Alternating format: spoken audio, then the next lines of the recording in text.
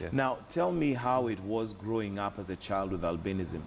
It was very difficult. It was difficult because first you need to understand yourself, like that you're different. I used to think that this is something I would grow out of. Like I would become dark later At some on. point, you At some thought point, that your pigmentation will change. it would change, and I would be a woman, and I would wear earrings. But I think it's because I grew up around women. Because you see now my father took off. Like, What happened to your dad? He ran away because of, you know, I mean, he couldn't take it that he had a child with albinism.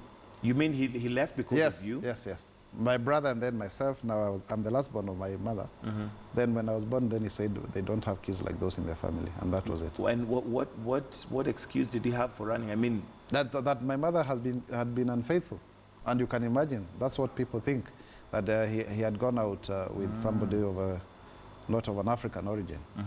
It was very difficult, yeah, and you know, there was very little understanding in terms of what really causes albinism. And I think this is not something that has gone away. I mean, at the Albinism Society of Kenya, we got cases, one from Nyahururu, the other one from here in Kayole, of men running away from the kids with albinism. or because they think their wives have cheated on them? Yes. And At what stage did you learn this from your mom? much later on in life, when I figured out the fact that now we were growing up without a dad. And so that's, and then I came to understand the reason as to why. Okay. Yes.